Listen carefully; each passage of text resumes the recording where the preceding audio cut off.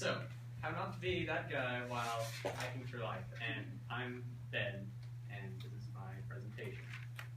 So, a young man climbs steadily up a steep hill, clearly struggling. His face drenched in sweat, he panics as he discovers that his camelback has run out of water. He makes a futile attempt to get the last few drops out, much like a calf would sucking on its mother's teat. He eventually gets to the top, only to see that his hiking group is barely visible in the distance, shrinking as they approach the horizon. Now, thinks the man, it is useless to continue. My group has probably forgotten all about me. His backpack, despite lacking the adequate supplies and materials, feels as if it is filled with rocks, and his feet quiver beneath him, and as a result of sheer exhaustion, he collapses.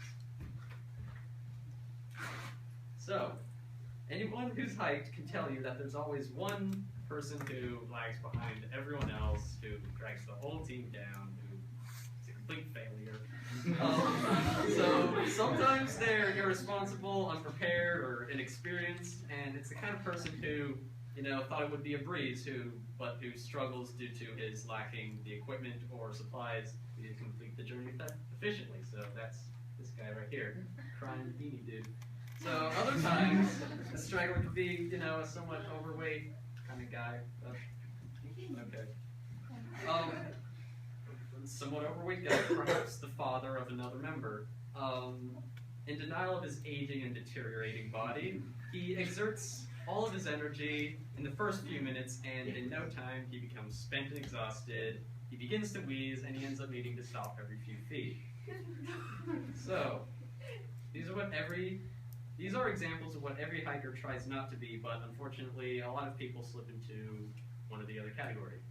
So, failure can result from reluctance to go on a hike, lack of preparation, or poor health. So, while the seemingly high probability of these may appear daunting, they can be avoided easily with the correct approach. Reluctance can be solved by forming incentives or reasons to go hiking.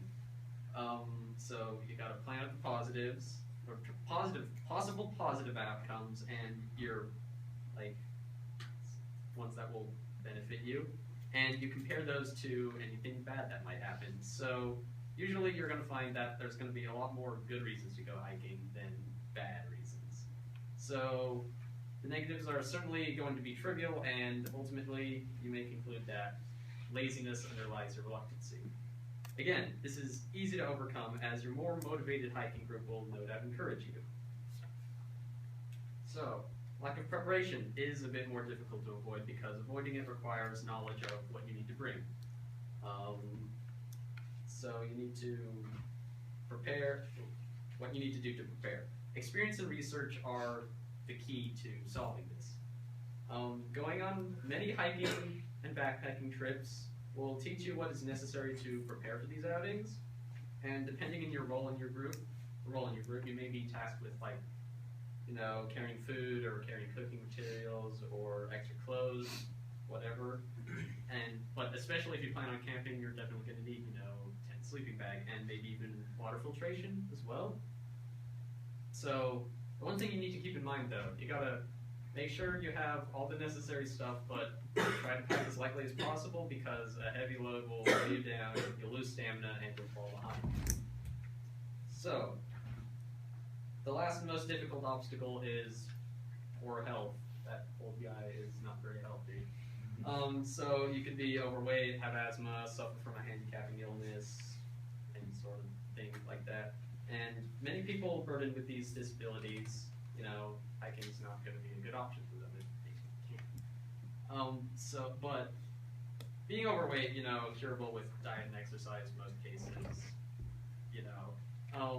but a more major health issue, like a kind of permanent disease or like life-threatening, could permanently prevent someone from engaging in an activity like this. So, solution here, if you want to go hiking anyway, is to approach the task slowly and begin with short, easy hikes until you work up to more strenuous ones. So sometimes exercise is the cure, but it's wise to ease into it slowly.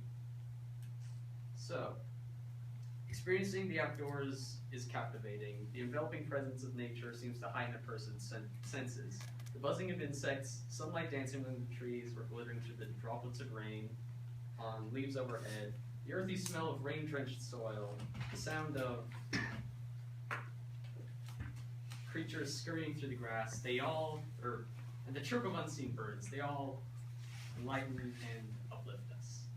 However, being in the wilderness, especially when you've fallen behind everyone else, can transform these amplified senses into somewhat irrational fears, like, what if a mountain lion showed up and no one was there to help you? Or what if you became dehydrated and you couldn't call for help?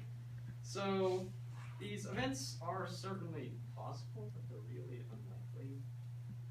But as long as you remind yourself that the possibility of catastrophes like this is small, be able to conquer these fears. Knowing how to deal with isolation is not only helpful in hiking, however, but other areas as well. So, much like the exhausted hiker, a young adult freshly ejected from the comfort and protection of family could very easily fall behind everyone else, and feeling isolated would come to dread unlikely catastrophes. The lack of willpower or preparation will make a person struggle in life, causing them to teeter on the border between success and failure, with the likelihood of the latter